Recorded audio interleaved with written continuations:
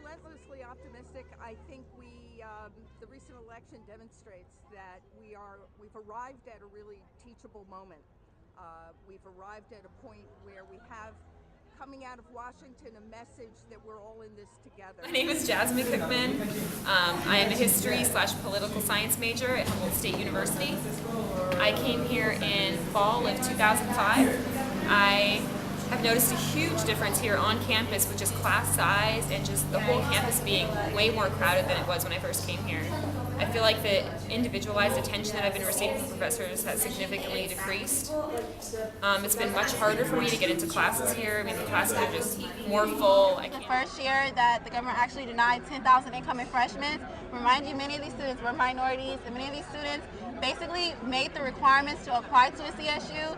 So getting denied is basically saying they meet the qualifications and they're still not admitted. I had students coming to me at the beginning of the semester saying, "Oh, I'm sorry, I'm not prepared for today's laboratory because I couldn't buy my lab manual. I had to spend my paycheck buying all my other textbooks and I ran out of money. Can I come back, with my lab manual next week?" My name's Robert Keppel, and I'm a grad student in the Department of Biological Sciences, majoring in marine biology. And since coming to Humboldt in 2005, I have seen class sizes increase while materials and supplies have diminished greatly, and it's kind of discouraging being an active student that you don't have a lot of the resources that you would need to get a thorough education. And I know historically Humboldt had a very fine marine sciences application to a biology degree. So it's been a little disheartening, as I said, to come here and think that maybe my educational dollars aren't going as far as they could. I'm the first one in my family of 6 kids to graduate from high school, let alone go on to college. I am here today because someone told me that the CSU was for everybody, and I don't want that to change. It took 90 years at Humboldt State for our tuition to reach $1,000. It took 5 years to double. My name is Brendan Blake. I'm an environmental science major. I'm a senior at Humboldt State University. I've been in school for 5 years, and the budget cuts have been difficult for me because my class sizes have increased and the availability of courses that I wanted to take has decreased, so it's taken me longer to graduate. I'm hoping that we can retain and increase funding for the CSU system because I think it's one of California's most valuable resources for a highly skilled workforce to keep the economy stable in the future. You all want to invest in California. You don't want to cut California. We're at 31 million. I can tell you, the trustees and I don't want to cut a penny. But this state right now Don't negotiate, resist is in the state. a economic free fall. The problem is what the lieutenant governor said. It's a revenue problem.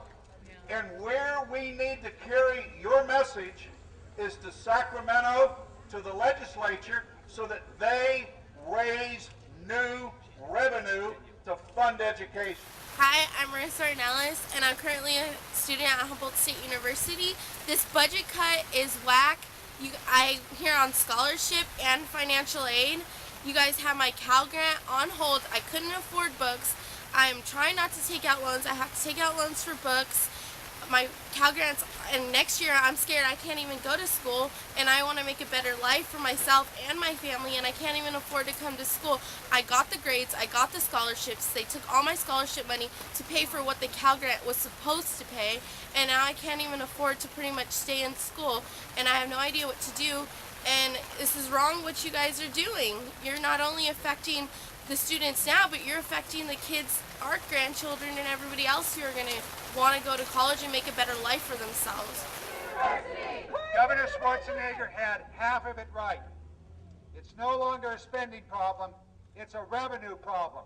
We have got to go to the people of California and tell them, invest in the education system, invest in the intellectual infrastructure, invest so that we can grow, invest so this state can prosper now and in the future.